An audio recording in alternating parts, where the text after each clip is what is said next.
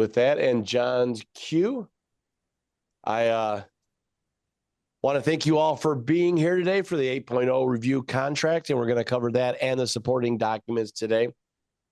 In case you guys are not aware who I am, my name is Justin Lethby. I'm the current Fox Valley president. I appreciate you all being here and taking the time to understand what changes are happening in place, especially with the 8.0 that just started coming out February 1st. We do have a 30-day overlap, or not 30-day. We have 1 month overlap in time that will come into place. And so you have a little transitional period. But just so you have a little background on what's happened, we had a committee for several months work on. About 25 people began working on this contract. And this was all taken into account. All the comments over the last several years about what changes and things that were challenged with 7.0 and trying to put those in place. So this had about 22 different entities that were in place. It is now a 14-page focused contract. I'm going to be honest with you, a little ad lib here is, while there's always going to be frustrations and changes when we have this kind of stuff going on, this has probably been, since I have been in real estate, one of the more positively perceived updates to contracts I've seen in a long time. So it's very exciting for this to be put in place. To get more clarification on what we're going to do, what we have decided to do today is come through and kind of break down those talking matters, those subject matters on here, what's mostly important, what's changed on the contract. So we have 2 board members, Carrie Garstecki, the designated managing broker for Keller Williams Inspire, and Rick Williams, the designated managing broker for Real Estate Chicago. Both have volunteered their gracious time here to break through this contract and go through this. I believe Carrie's the one that's going to be going first and talking about that. Then we'll let Rick finish up.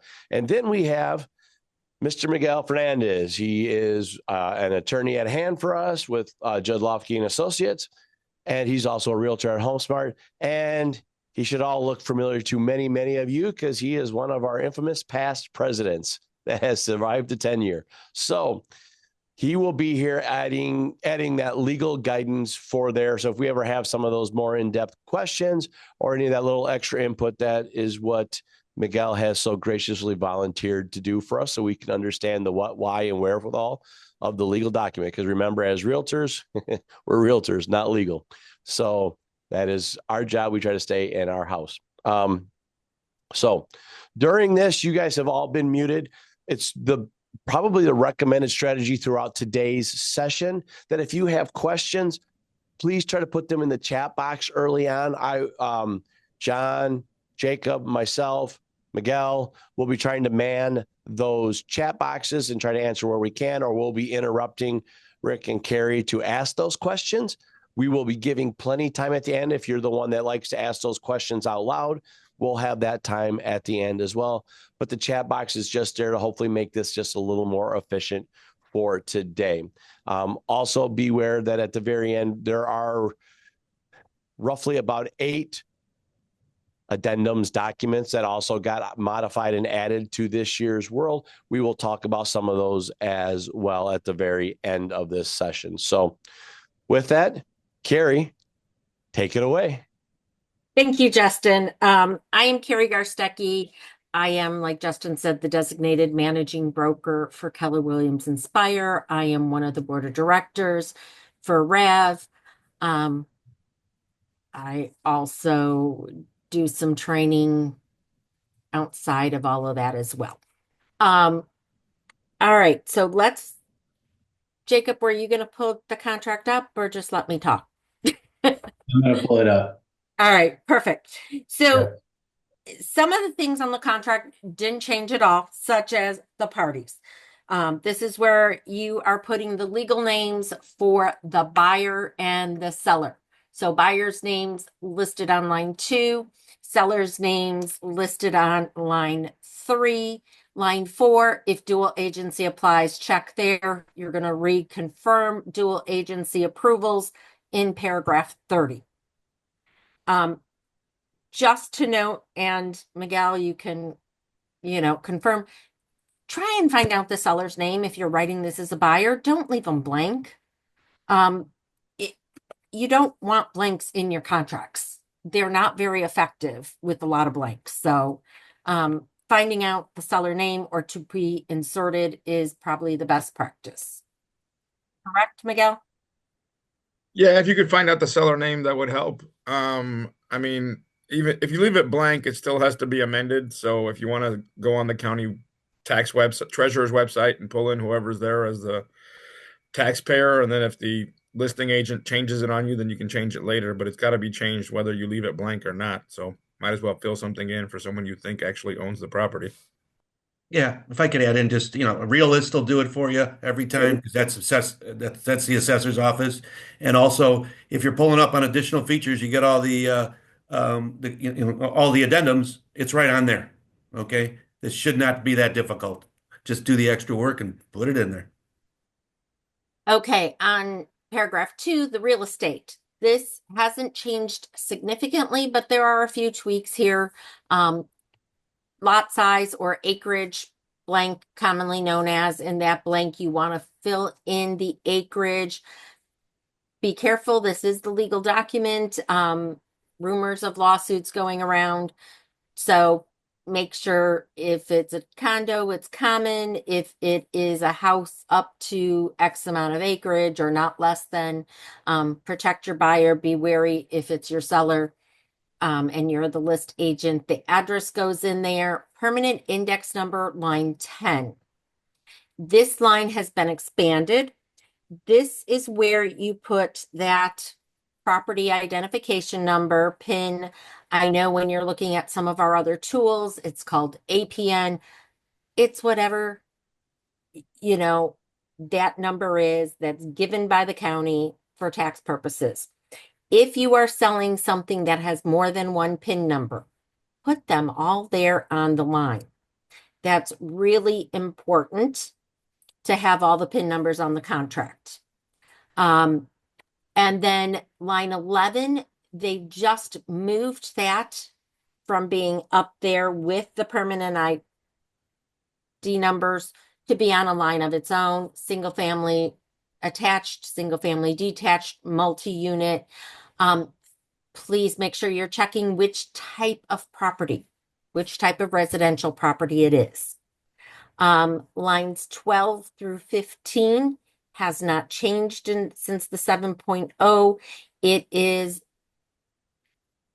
typically found in those attached properties where you're going to put in if there's identified parking spaces, if there's any PIN numbers that are associated with those parking spaces or storage.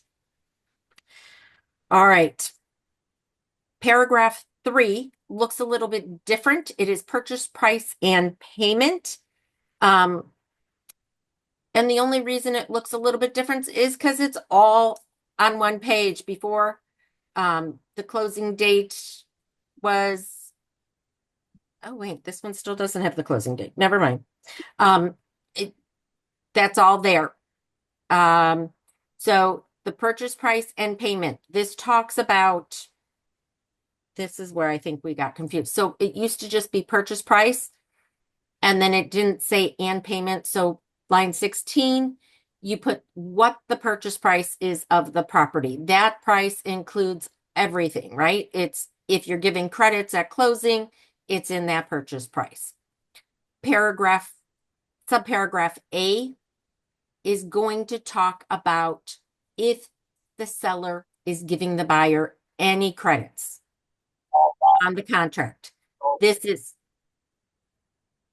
is not credits for repair items at this point. This is those credits for, helping to pay the closing cost expenses.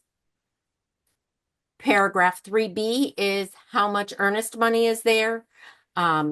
It says it's going to be tendered to the escrowee on or before business days. Again, really not a lot of changes there. And then obviously balance due at closing. Line 30 is added if the home warranty applies, check here, and then you're going to complete optional paragraph 33. Paragraph 4, lines 31 to 35. This is a new paragraph that is inserted into our purchase contract. Seller contribution to buyer brokerage compensation. Regardless of whether or not the seller is contributing to pay the buyer's brokerage compensation, either line 33, which would be 4A, is going to be initialed by everyone, and that means the seller is agreeing to pay something towards the buyer brokerage, whether it is a percent or a flat fee. And again, you want to make sure you are choosing one. Are you choosing the percent? Are you choosing the purchase price? If the seller is not contributing to the buyer's compensation, the buyer's brokerage compensation, then everyone initials line 35. And it says seller will not pay the buyer's brokerage compensation. Remember, everything is negotiable. And so, yes, the seller absolutely has the right to say, no, I am not contributing to pay that buyer's brokerage compensation. All right. Paragraph 5 talks about closing, the date that we're going to close and start setting up some of the timelines here as well. And then paragraph 6 is about possession, and that paragraph has remained the same. Paragraph 7 has been changed. It starts on page 1, goes over to page 2. This is the personal fixtures and personal property at no added value. You can see here that there is a lot of items or fixtures that are added to this. So we see freezers in line 1, sump pumps, battery backup sump pumps. You are seeing pool equipment, and then in column 4, a lot of the security systems that are smart technology, video doorbells, security systems, smart thermostats, and all of those. One line here on line 61 at the bottom of all that, if alternative energy solar panels apply, you're going to check there. There is an optional paragraph on 34, or optional paragraph is 34. That's going to apply to those solar panels or alternative energies. A lot of agents had complained about the solar panels causing sales not to close because we didn't have enough information. That paragraph Rick will be explaining later, and it's a great paragraph in my opinion. The rest of that is pretty simple, right? Other items at no added value, items not included like grandma's chandelier, right? We always know that people want to take that chandelier, tell them take it out beforehand, but if they didn't, that's where that would go. And then lines 65 and 66. I'm slowing down here just a little bit because this is gonna come into play in paragraph 14. 65 says the seller warrants to the buyer that all fixtures, systems, and personal property included in this contract shall be in operating condition at possession except. So if there's any exceptions, like they know, hey, we've never used the fireplace, we don't know, and they put that in there, everything else should be in operating condition. All right, paragraph 8, financing. Paragraph 8 with the financing, they've made some changes. It is now called financing. So they've changed that a little bit differently. What's Rick saying? I know I wanted to stop. There was a comment about fees, essentially. Yep. We're not talking about fees. So whatever your fees are, we're not talking about them because we don't want to worry about the Sherman Antitrust Act. So that financing contingency, what agents were complaining about and is being addressed here is that we didn't know all the information. So the financing contingency paragraph had been renamed. We are still seeing, fixed or adjustable, conventional, FHA, VA, USDA, or other. Always reminding other might be a bridge loan. It might be a physician's loan. Or any other type of unique loan, hard money loan, something like that. Again, for the percent of the purchase price. So that's the purchase price minus the down payment. So what the loan is with private mortgage insurance. Line 77 is where the agent puts not to exceed the percent for that loan. Now remember, I cannot tell you how many contracts I see of these being blank. This is the financing contingency. If the buyer can't get financing per these stipulations, they don't have to buy the house. So what if the buyer there is very tight on budget? If our interest rates are inching up, they're still below 7 in some cases. If you put on there 6.5 and they go to 6.75, they're not going to maybe be able to get the loan depending on how close they are. It's really important to know what the rates are. Right now, I know if someone said 6, I'd be like, nope, they're not finding a loan for 6. How long is that being amortized over? And then whether or not they're paying points. If they're paying points, maybe they will get 6, depending on how many points. The part on line 79 and 80 is where they've added information, because on 79 and 80, it says, if the buyer's financing shall be contingent on the buyer obtaining secondary financing or grants as follows. So if your buyers are doing an IDA grant, that should be there. If your buyers are doing gift money, that should because that's what they said this morning. Miguel's disagreeing with me. Well, I mean, I wouldn't call that secondary financing, and you should have that already pinned down as to who your gift person is and what's going on. I mean, if there's any question as to it, you might want to put it in there, but I wouldn't call that necessarily secondary financing.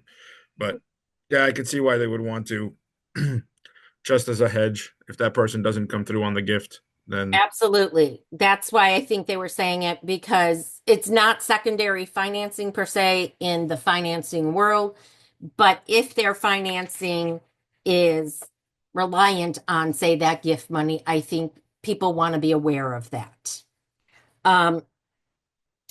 Then down line 85 is where they are talking about the buyer has not received a written rejection of the financing application, but not later than the financing contingency date or extended financing contingencies date agreed to by all parties. So this is the buyer's out.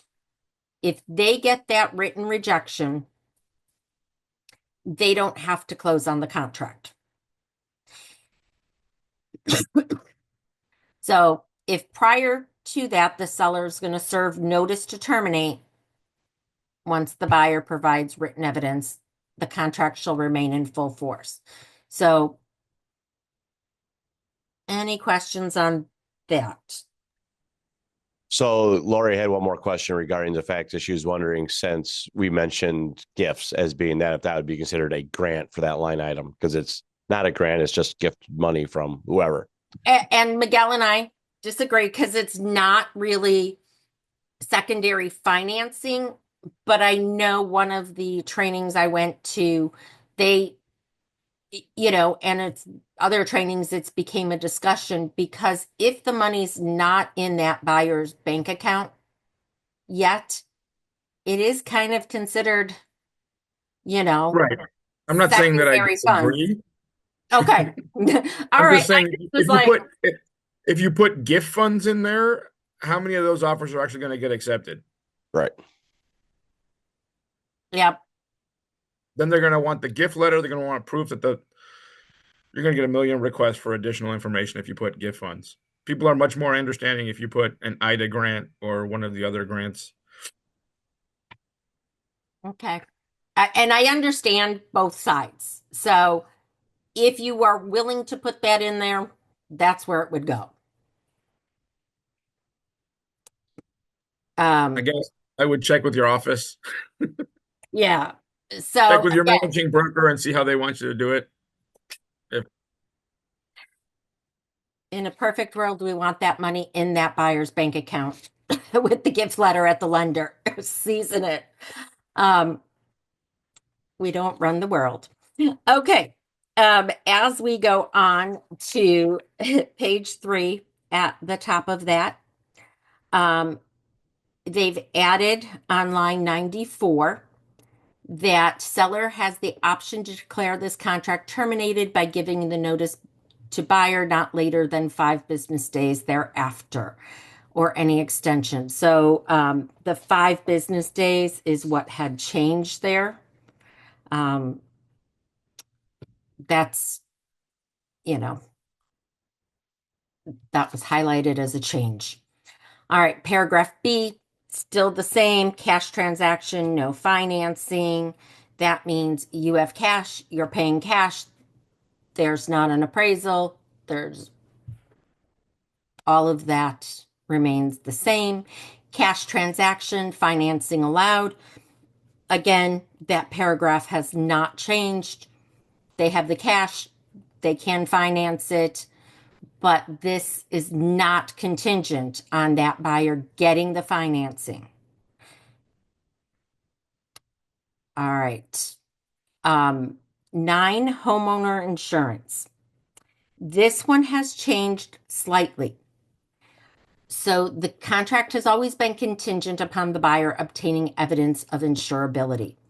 This has now moved it up and puts in 10 business days. So they've moved it up closer to the financing because the insurance is part of that financing requirement often. For those of you who've never heard of a clue report, those are things that are causing some issues with buyers getting homeowners insurance. I've had a buyer contact many insurance companies. They said, yep. The first one said no. The second one said yes. Right after closing, that insurance company said, you know what? Your house is not insurable until you get the new roof. They took their money and returned their money and canceled the policy. So these poor buyers didn't have any. So know that those clue reports stay with the property of how many insurance claims that property had. Make sure the Clue report, I believe, is a registered trademark of LexisNexis, but it's basically a loss report, a claims loss report. Any insurance company can track that down and find it. I like that they're moving it up to this page instead of where it was. I don't see why lenders are waiting till the 11th hour to figure out whether the property is insurable. And how Well, I much don't think it was the buy- lenders. I think it was, the buyers were like, oh, I'll get this done because I don't have to pay for it. So they needed that much sooner. And now it limits it to within the first 10 days. I 10 mean, days. this has been the deadline at least since paragraph 7.0. But Okay. a bunch of buyers attorneys that I deal with try to take what is now paragraph 9 and 10 and used to be paragraph 13 and 14 and extend it out to the mortgage contingency deadline. And I'll do that for flood insurance because flood insurance is a little trickier. But just go out and find out if the house is insurable during attorney review rather than I'm 2 months into it. Now my seller has to go find another buyer. Absolutely. And you might want to mention to buyers that, hey, make sure your insurance person is looking at the clue report and not just quoting. Flood insurance, again, 10 business days after the date of acceptance, that flood insurance should be there. Paragraph 11 is about the statutory disclosures. There's not been a change in these statutory disclosures. Please mark off whether or not the buyer has or has not seen them during the offer. Okay? Because it does say prior to signing this contract, buyer has or has not seen them. Remember, it's the agent's responsibility to provide the Protect Your Family from Lead and the radon testing guidelines. Paragraph 12, prorations. This is on page 4. And again, it's dealing with the HOAs and property taxes. On line 154, they changed in the event the real estate is improved, but has not previously been taxed. So that's going to talk about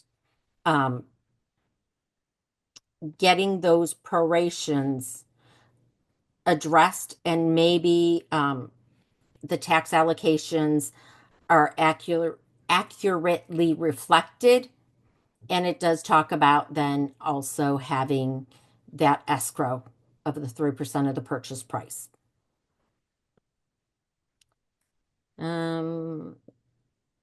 Okay. So paragraph 13 talks about attorney review. Again, it's 5 business days, and it gives us the 4 paragraphs, what the attorney can do. They can approve the contract, disapprove it, as long as it's not on purchase price. C, propose modifications. If those modifications aren't agreed upon within 10 business days, this contract again is null and void. Paragraph D are the proposals, but they're not modifications. Miguel, do you want to speak anything on attorney review? This is all the same as 7.0. Yep. A, you can approve. B, you can disapprove for any reason other than purchase price. C and D seem to have been put in there because some people were annoyed that some attorneys were trying to get around, were proposing modifications and trying to get around calling them modifications by putting language into their letters saying that they weren't trying to make it a counter offer. And so they made C and D explicit. I still get a bunch of, I get these modifications and people don't know which paragraph they're referring to. They just kind of throw them out there. So, as long as the seller wants to keep moving forward and the buyer wants to keep moving forward, no one's going to nitpick that you have a counter offer and you don't have an actual deal. I agree. I mean, you want to buy a house, you want to sell a house. Let's get it done. Okay, paragraph 14 and 15 are what I think are some big changes in the way that these paragraphs are perceived. All right, so paragraph 14, as is condition, this is the seller saying they are not representing that there's warranties or the physical condition of the real estate. So on 189, if the seller says, we're selling this as is, we don't know, we're not guaranteeing anything works, everyone should sign 189. Now, this says that this paragraph will replace lines 65 and 66. They don't apply. So back on page 2, where we were talking about fixtures and personal property, we are talking about this is as is, and this is coming from the seller, that the seller is saying it's as is. The buyer waives any inspection unless paragraph 15B or C is initialed. So when we go down to the inspection paragraphs, this is about the buyer side. So paragraph A is waiver of professional inspections. This used to be a whole separate paragraph. They've now incorporated it into the inspection paragraph. So the buyer has the option to waive all inspections. Paragraph B is the right to inspect with requests. So this says, hey, we can, as a buyer, inspect everything. Notice on here on line 203, wood destroying insect infestation is there. If the buyer is paying for that, they can do it. They've added on line 210 structural and mechanical components, because that is what the request should cover. They shouldn't be like, oh, that blue paint is hideous. Or again, reminding everyone, don't send the inspection report unless it is being asked for by the seller's side. If you do that, you're in breach of the contract. As we move down,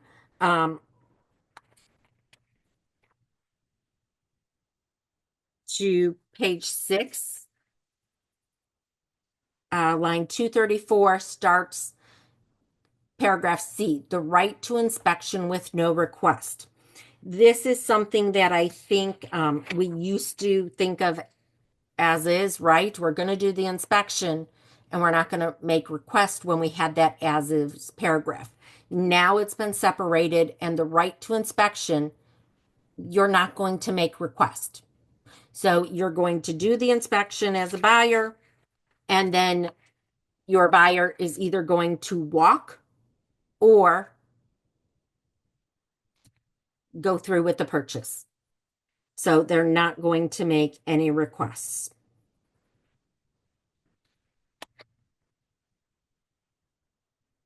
Okay. I'm not seeing any questions. Paragraph 16 is the additional inspection items. These inspections are not subject to paragraph 14 and 15, which means that even if the seller said, hey, I'm not making any warranty or guaranteeing anything, A and B are still applicable. Paragraph 15, if you waive an inspection, or you say you're doing an inspection and you're not going to ask for anything, paragraph 16, A and B still apply. So paragraph A is the wood destroying insect inspection. This is the one that is asking the seller to pay for it. And that is typically for those VA loans.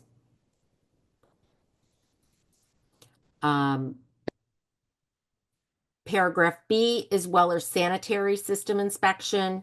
So those septic inspections, those are going in there and saying, hey, the seller is still going to do these and provide us reports.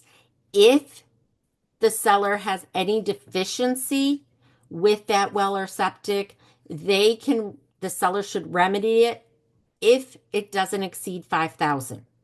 Once it exceeds $5,000 to repair the deficiency and the cost of landscaping, the parties need to reach some additional agreements. Okay, and again, prior to 10 days of closing.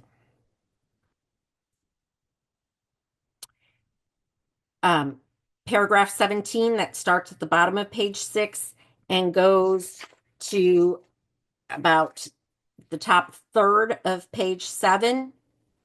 This just addresses the HOA interest in those properties, and nothing in this paragraph has changed. It still gives the buyer 5 business days after the receipt of those HOA documents to cancel the contract if there's something in there that they don't agree with. All right, so I'd like to introduce Rick Williams, who's going to handle the remainder of the contract and the supporting documents. All right. Thank you very much, Carrie. Appreciate it. Thank you, Miguel, for adding in. And I will be having the same thing from the legal aspect of some of the issues that are coming up between page 7 through 14 and then the 8 addendums, if you will.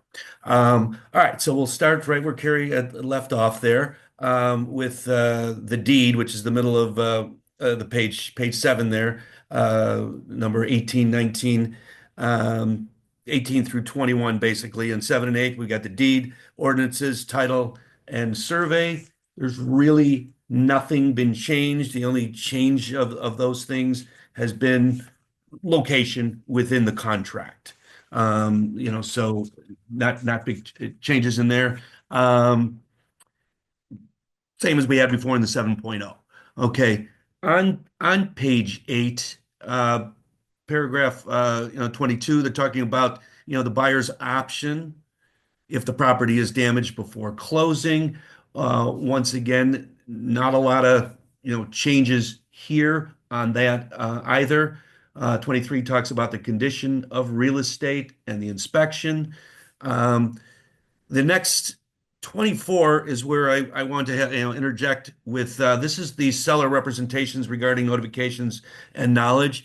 If you remember in the prior contract 7.0, what was happening there is we would have to check those off on the buying side of the contract, writing the contract or checking boxes, if you will, and then the seller would initial that.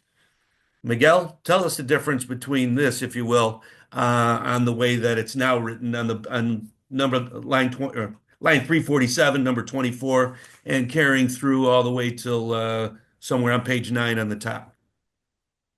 Well, it used to be paragraph 22 in the 7.0.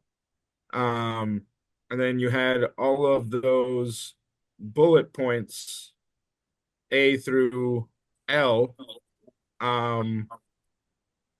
But then underneath that, there were 4 lines that you had that the seller and the buyer. Well, initially I struggled with that because I'm like, it's the seller representation. Why does the buyer have to initial? But indicating. So it looks like they've taken the 4. It used to be A through H. They've Right. taken those 4 and made it I through L. There are no more check boxes, no more initials. The seller is just representing that they don't have any notices from the government regarding any code violations, eminent domain, or anything like that. And that if they've made any significant repairs that have to have been reassessed, or if there are special assessments or any of that kind of fun stuff, they're letting us know in the remainder of those A through L lines, but nobody has to bother with initialing or check boxes or anything like that. Yeah. So that's been the major change with that. It's just that we don't have to mess with it when writing the contract. It is already a part of the contract as per the seller is agreeing to do those things, or not if they, if the attorney chooses to alter the contract in some way, shape, or form, but it is written within the contract now.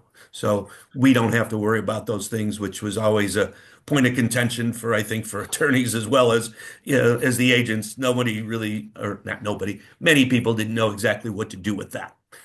Now it's taken care of, per se.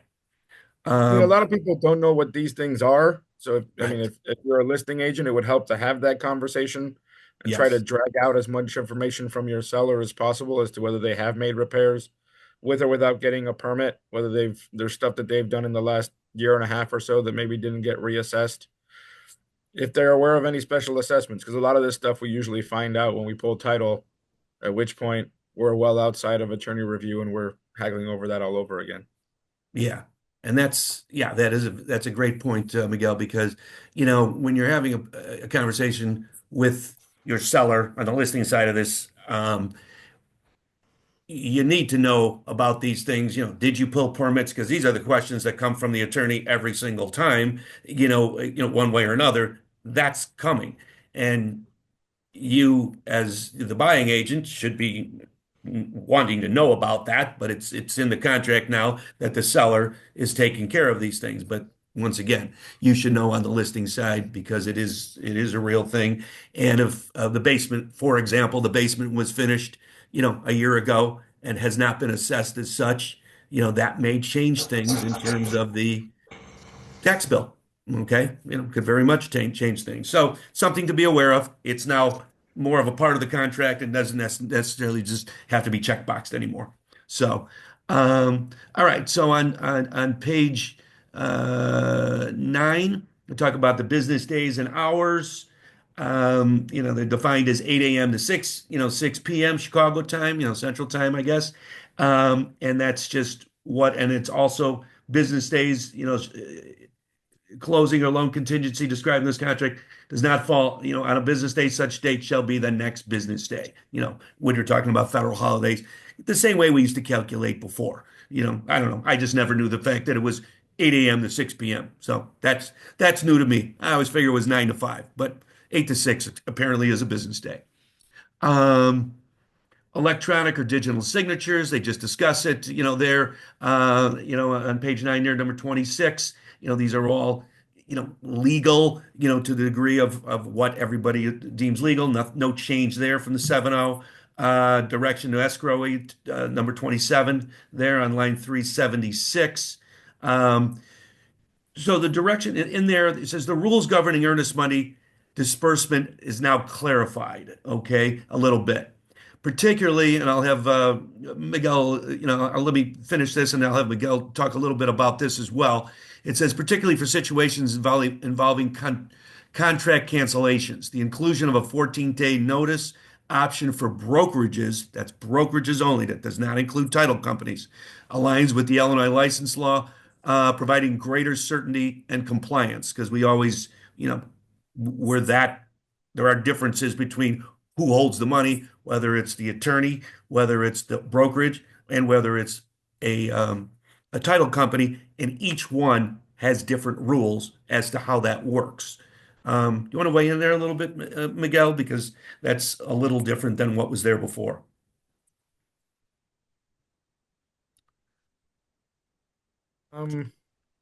Especially with the brokerage, like letter A there. I think what it is that they're clarifying that letter A, the giving of 14 days notice, and then I think you wait for the objection, and if you don't receive one, then you can go ahead and disperse without having to.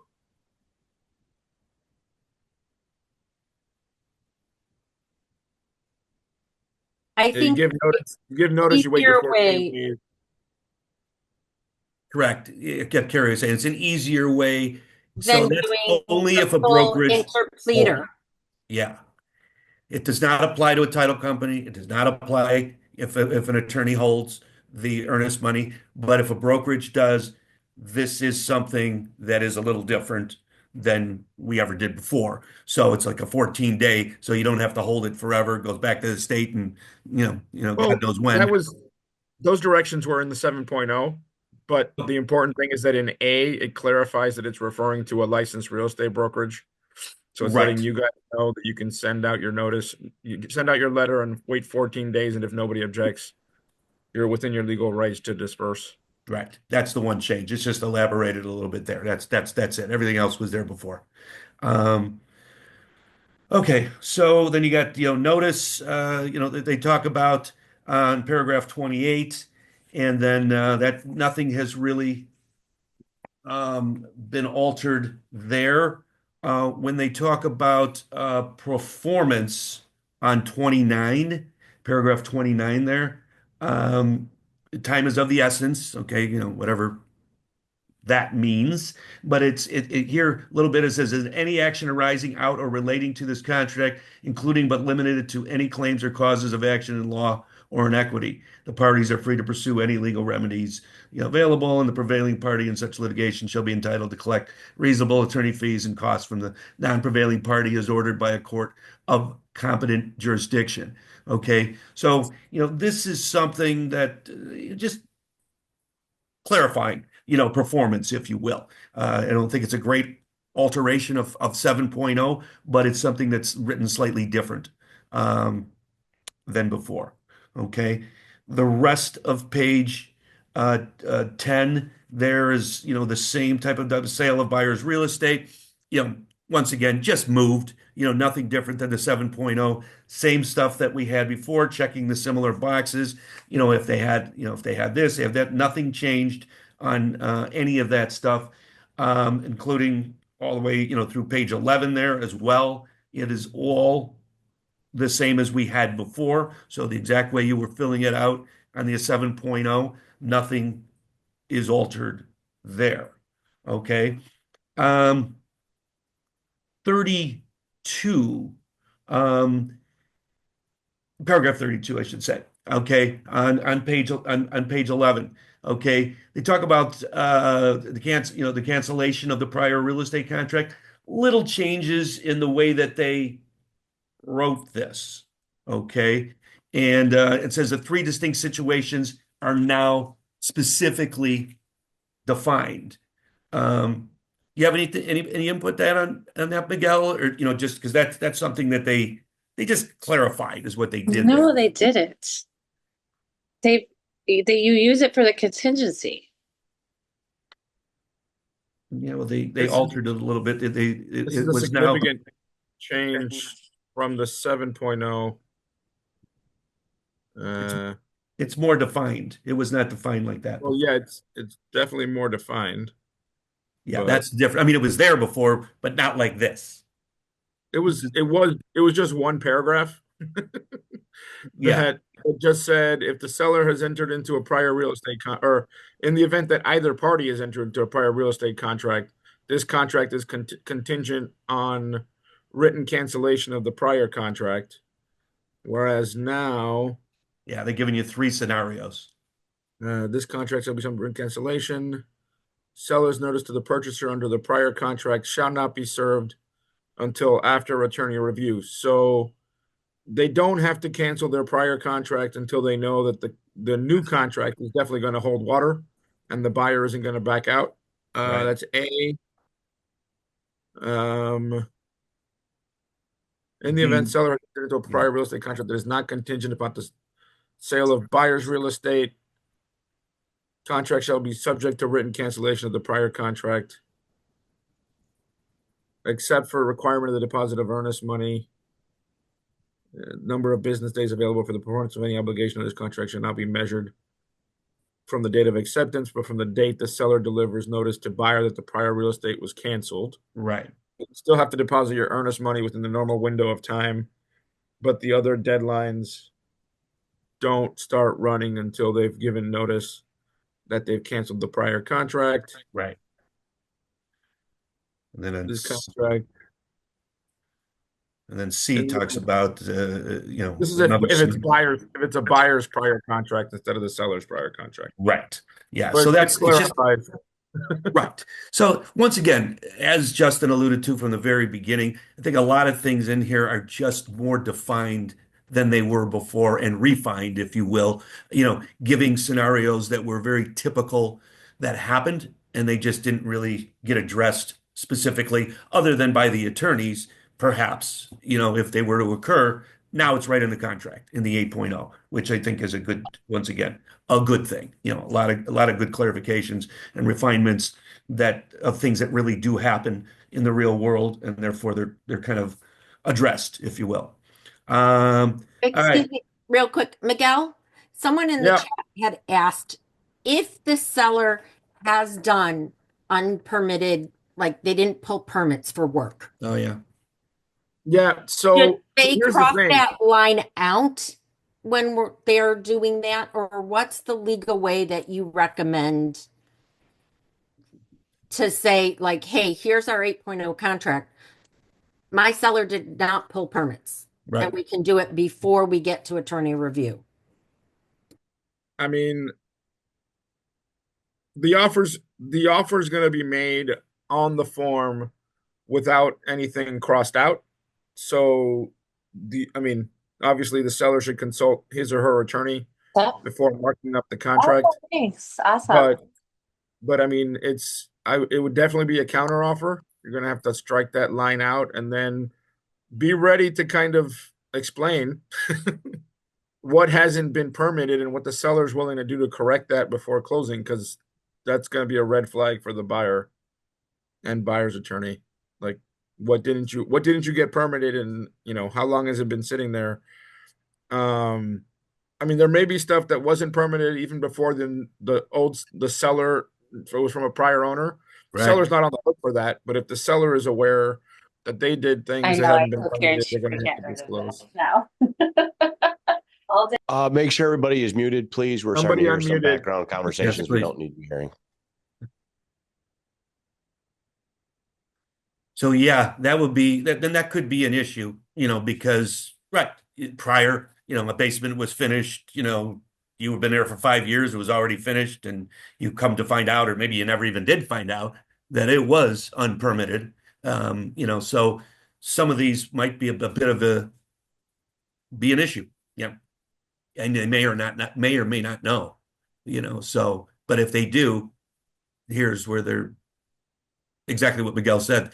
That does change the contract, and so Yeah, I mean, this just brings us back to having that conversation with your seller as early as possible to find out what they did or didn't do. yep, Because when they sign, they're gonna be making representations. Most sellers aren't really looking at the contract, especially if you send it to them via DocuSign or dot loop. They're just click, click, click, click, click, click, click. right. So we got to give them a heads up before they do that they're making representation as to how they did their repairs, what assessments are out there, things of that nature. And probably a good discussion to have as a listing agent with your sellers. Therefore, you nip it in the bud right away, and then it's addressed and said right when it happens, as opposed Yeah, to I mean, if they can go to the city or county and get that taken care of while it's listed before it even goes under contract, then even Right. better. Not that I think any seller really wants to do that, but no. that'd be the advice. Yeah, because now that it's right on the contract, they are stating that everything is okay. So by the contract, at least. So, okay. Well, here's a big one here. Well, two things here. They talk about home warranty policy. This was addressed. It's line 33, or I'm sorry, paragraph 33. This was addressed on page 1, but here is where it actually, what are we talking about? It basically says seller should provide at no expense to buyer a home warranty policy at cost of, and then evidence of fully paid shall be delivered at closing. So that's kind of where it was before, but in the front, it's telling you that there's a cost there one way or another. It could be buyer, could be seller, whatever is written in page 1. But this kind of addresses it here. And then the big thing that has changed here is paragraph 34. Okay. Once again, alluded to early, but here is where you break out everything about alternative energy. Okay. And if this is a real thing with this particular house, solar panels and whatnot, this is where you are talking about it. Okay. This is the introduction of the dedicated paragraph for alternative energy. Specifically, solar panels reflects the growing importance of these energy systems, and it tells, are they leased? Are they, what is going on here? Because when this exists, is oftentimes an issue. At least now it is addressed. Is it owned by the seller? Is it owned subject to financing? Is it rented with a monthly payment? All these different options are here, all the way down up until paragraph 35. So this is when, once again, as the seller listing at the listing agent, these are now conversations you have to have had with your seller. Okay. If you didn't already, because it is addressed on here on the buyer contract and has to be addressed appropriately. So that is a big deal, because now no one has to bring it out of the dark somewhere. It's right in front, it's the elephant in the room. It's right there for you. Okay. So that's a big change. Paragraph 34, and a good change, because it brings everything to light there. Okay. And I think it addresses all the issues that most people have when it comes to that. So we're talking about 35, possession after closing, same as it was before. Rick, I'm going to interrupt real quick. With Sure. the solar panels, make sure that you are telling your sellers they have 3 business days after the date of Yeah. acceptance that they have to provide all the copies and documents to the buyer regarding those solar panels. right? That might Another one of those be, things you should be trying to get before, while it's listed and before you go under contract, so that it's covered. Absolutely.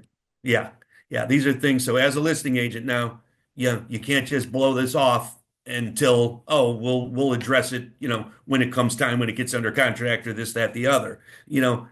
Highly suggest you're on this, you know the answers, and therefore are able to apply it when the contract comes out and everybody knows where they stand when it comes to this type of stuff, with the solar panels and what contract they're under or whatever the situation might be. Okay.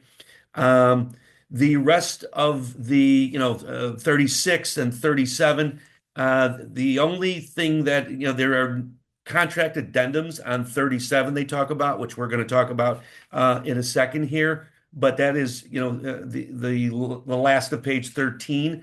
And we're going to discuss all 8 of those. We're going to couple the reverse contingency addendum and the appraisal addendum are 2 new ones that have come out, and we're going to discuss in a second. But I also do want to discuss page 14, just real briefly. Now what used to be page 13 is essentially page 14, okay? The signature page. Simple, but here. Make sure the same thing that Carrie was talking about on page 1, filling out, buyer name, seller name. Page 14 now page 14 on the 8.0. Same thing here. All these blanks should be filled out. They're not, you may not know the attorney, from the other side or, some of those. I get that part of it. But anything that can be filled out, and when it says print buyer's name required, okay, the big R and in, big kind of parentheses or whatever those things are called, it says required. That means you put it in there. Okay. And then it says address. Another thing, I believe the word is required. Okay. You need to put it in. There's no confidentiality. Everyone, or many people, many realtors think, oh, I'm not filling that in or this, that, the other. It has to be filled in. Okay. There's many reasons, title reasons, most importantly. And contractually, it needs to be put in there. Address, all of those, city, state, they're all part of it. And it would be really helpful, although it doesn't say, mandatory phone and email, some type of contact. But at least if they have an address to send to, that helps everybody involved. Okay, when there's something involved. Same on the other side. Okay, on the seller side, you do know the seller's name because you got it right in all the disclosures. It says it right there. You also know where they live because this is the house you're buying. Maybe they don't, and it's an investment house, but that sometimes shows up on Realist. But bottom line, you could put that address in there, and that's okay. But at the very least, the seller, that should be filled out by the seller at that point, at some point. And the rest of this stuff, obviously, for information only, it automatically fills out if you're just going right on the MLS and click make a contract. Everything on the other side, not your information. Well, yeah, your information will pull up too, but everything on the other side will automatically fill out. So you don't have to really go digging and for information. 95% of what you need will fill out for you. Highly suggest you do it that way. And very important.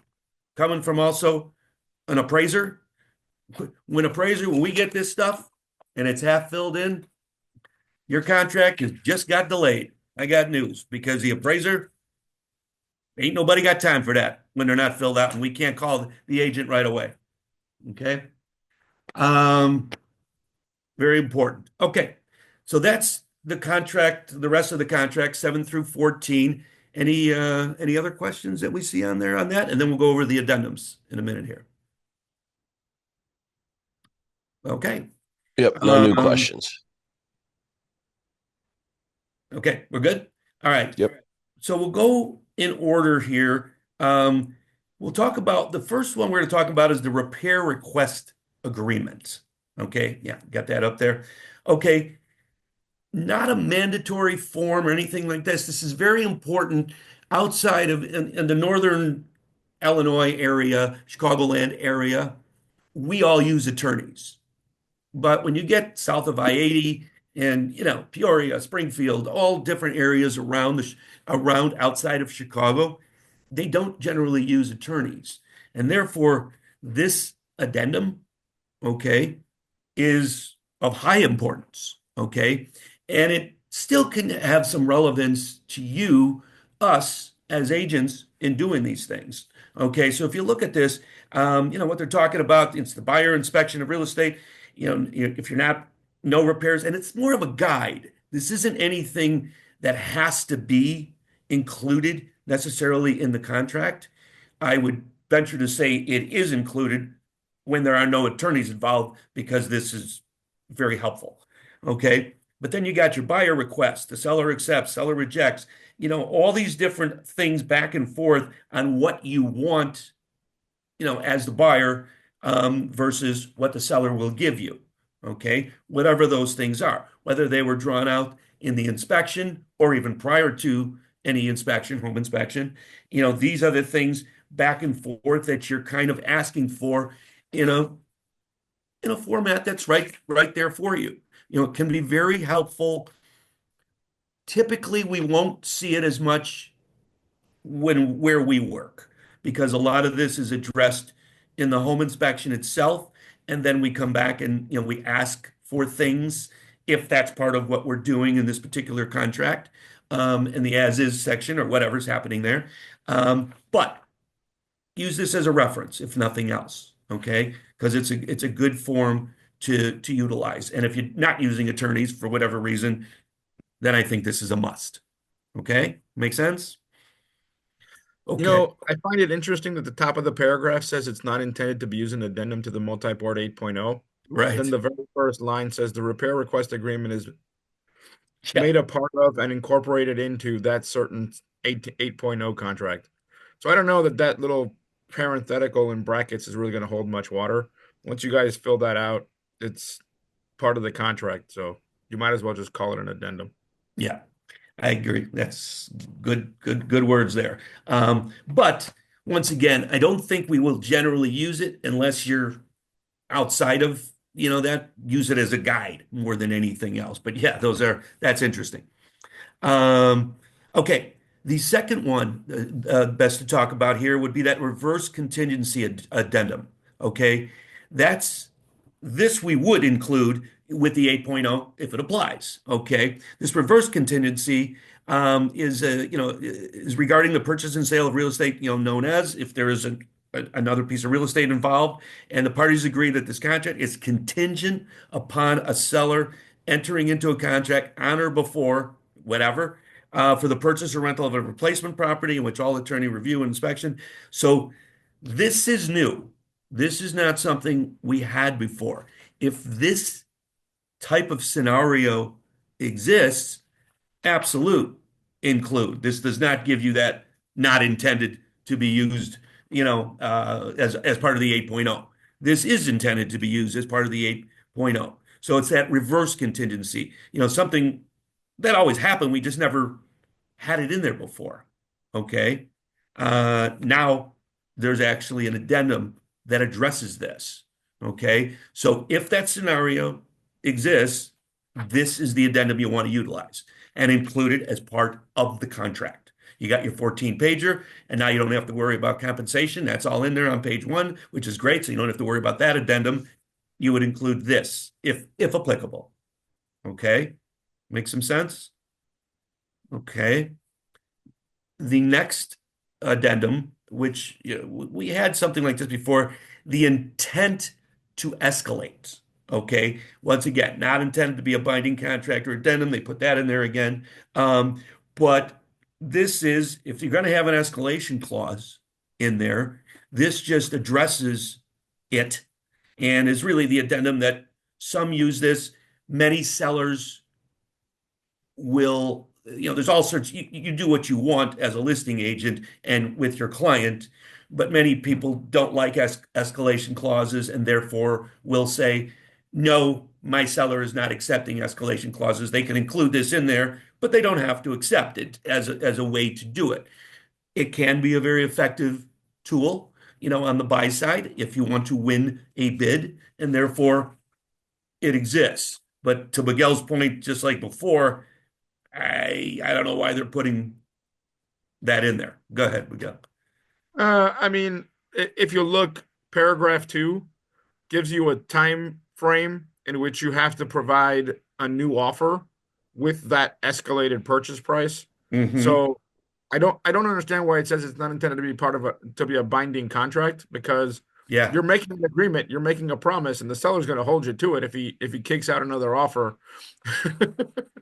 Yeah, Based on your promise that you're going to come up to X amount above whatever that offer was. exactly. But you don't really have a new contract until you get that new offer and the seller signs off on that new offer. True. And when you have these, another point to add here, you do have to show them what you're beating, if you will. So you don't have to give them the whole contract and all that, and you can, darken out certain areas and whatnot. But you do have to show, if another, whatever that number is, and you're expecting to get, whatever number they filled in addition, you do need to show them. Of course, you don't show them the buyer, you don't show that and all that kind of stuff. You redact a lot of it, but you do need to show that contract. That is an absolute must, because they need to know. There's no reason why you won't do that. Okay. Okay. So that's new in there, intent to escalate. The next one we're going to talk about is the multi-unit. Okay. This is good because before we would just write the contract, and if it was a 2 to 4 unit, which is the only residential ones, beyond that, then we're using a commercial form. But if it was 2 to 4 units, we just kind of wrote it up that way. At least this talks about, it's an actual addendum to the contract that talks about this is a multi-unit and that we're going to, we got due diligence, we got leases and, and tenancies, and we're going to supply all of this data. Not that this wouldn't be handled within the attorney approval period, for sure, but at least right away, this particular addendum addresses that immediately, that we are talking about the 2 to 4 unit, 2 unit, 3 unit, 4 unit, whatever it is, and it can be utilized in the 8.0 contract. That's what they're trying to do with this, that we can use this for any type of property within the residential realm. Yeah, go ahead, Miguel. There was one of these with the 7.0 too. Okay. I would just say best practices if you're selling a 2 to 4 unit, then, or if your buyer is making an offer on a 2 to 4 unit, get this slipped in there so that it's actually that paragraph 2, that due diligence window, we can actually hold the seller then to providing you with leases and rent rolls and all the stuff they're supposed to do for a multi-unit property. Yeah, within 10 days or whatever, right. Then some of that might not be that simple, but yeah, great point, because it's all in there. Put that in there. And then the appraisal addendum is the next one that we're going to talk about. That one is, we've had stuff like this before. It means an appraisal before. Be very careful with this, with your buyers, because what you're holding them to is that whatever that appraisal comes out, your, appraisal gap addendum, whatever you want to call, these things, they just call it the appraisal addendum. And, as an appraiser, that I am, there's a risk involved. Okay. Obviously, make sure if you're putting in that contract for your buyer, that your buyer is fully understanding what he or she or both are getting into. That, if you're paying, $1 million and the thing comes in at 850, you better have an additional 150, to be put in there. Okay. This is what you're agreeing to by signing this addendum. Okay. Make sure that you know what you're doing here when you're doing it. So I would make sure your CMA is pretty dang good, and that will probably or should agree with what a typical appraiser would come into on whatever property you're talking about, because this can get into some risk and you're agreeing to it by having this addendum in there. Okay. So just be careful, but it's, it's also a part of the 8.0. Absolutely. It doesn't give you any out on that one. The next one we'll talk about is the amendment notice and response form. I'm sorry. Yeah, the amendment and notice Oh, that's the next one there. Yeah. Notice and response form. Okay, this is a once again just an addendum that talks about it. The inability to satisfy a contingency, notice of sale or closing of buyer's real estate, or an amendment or closing and or possession date. So they're just getting into different possible situations, if you will, that they're addressing and talking. It is part of the contract for sure.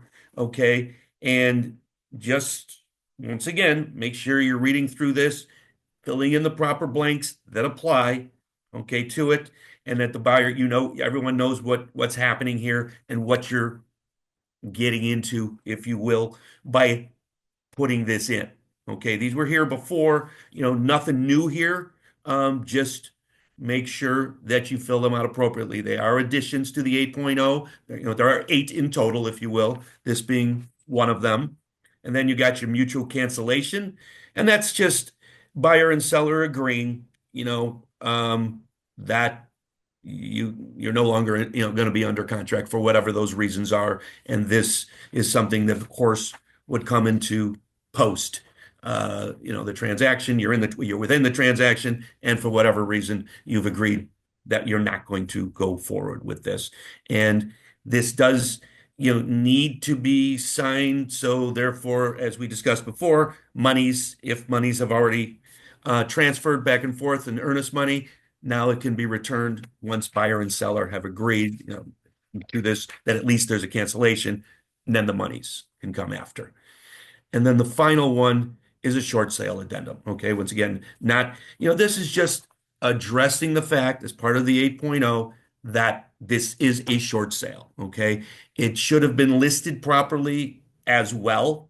There should be, within the MLS, there is a part there that does say that you have to, justify it as a short sale, and that's how this is going to sell. But this addendum makes it very clear, and all the different things that are going to happen within that period, and give some time frames in there, and something that is a part of the contract that everybody understands that this is a short sale as per the offer.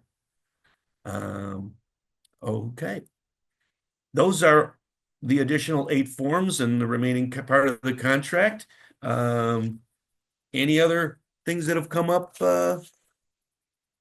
Justin or Galen? So we're just Lori and Miguel right now having a conversation about the appraisal addendum because there's an A and B talking about a min and a max. Basically, why is there an A and a B with that? Okay. So I think it's being clarified that basically one's asking for a lower, one's asking for an upper. I would agree it's a difference of opinion, but it doesn't say you need to fill out. It doesn't say you need to fill out both. You only need to fill out one or the other. It says pick A, B, or C is what the addendums. Yeah. Just like when it comes to broker compensation, you can either pick out a percentage or a dollar amount or a dollar amount. You could do the math on the percentage and put in a dollar amount. Right. Yep. So it works. The goal is to make it as clear to the party as possible. I understand that, yes, it seems redundant to you, but some people will understand it better one way, and some people will understand it better the other way. And so it's for. Yeah, no, that's fine. And it's a good point, Lori. I would say, to Miguel's point, some of these, what you have definitely seen in the 8.0 contract is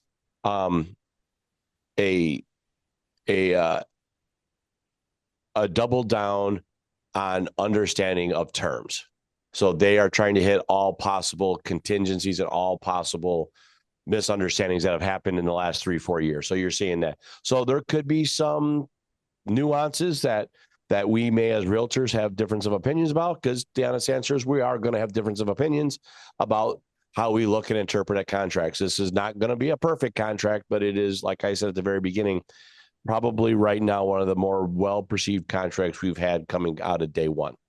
So I mean, you could make the same point about having a definition for differential amount and a definition for additional down payment. Yep. It's the difference between A and B. It's simple math. You're right. But True. Sometimes you got to beat it into people's heads 3 different ways before they understand Yep. what they're getting. And that's what this is. So Yeah. with that, I appreciate that. I appreciate all of you guys asking questions. We will open it up. If you guys want to unmute yourself and ask a question, if you want to continue using the chat box, please do that. We will stay here for a few more minutes, but if there are no questions, we'll end. But I just want to make sure everybody here feels comfortable and great. We do want to make sure everybody feels comfortable and understanding of what's going on. So if you have something, please let us know one way or the other. I do appreciate all the comments and all the conversation we've had so far, because it's been valuable for all of us. As a point of clarification, which Lori did make abundantly clear, is that the way that appraisal addendum is written, your client is promising to make up the difference to the purchase price. There's no room in that appraisal addendum to negotiate a midpoint, really. Right. They can cancel, but there's no like, I'll come up 15,000 if it's short 25, and the seller will bring the purchase price down. That's all. We're back at square one again, rewriting, drafting up a separate addendum to fix all that. Right. Yeah. Yeah, those appraisal addendums are always kind of tough because it's just a matter, you're agreeing to something, and then if it doesn't come, all right, can we agree that maybe we redo this? It doesn't really say that because that's not what you're trying to say when you do it, but it can happen. Yeah. That's right. But Gary, everyone any- at least working the same language in those addendums. Yeah. Yep. Because I know the challenge was with agents who had listings getting an escalation addendum from 3 different boards, perhaps, Yeah. and trying to figure out what that meant in each language. So this way, hoping everyone talks the same language. And as we know, even with English, there's dialects and different meanings. Yeah. Well, we added at least 1, if not 2 new associations since the last 7.0 contract. So that's some of the stuff you're seeing as well. Yeah.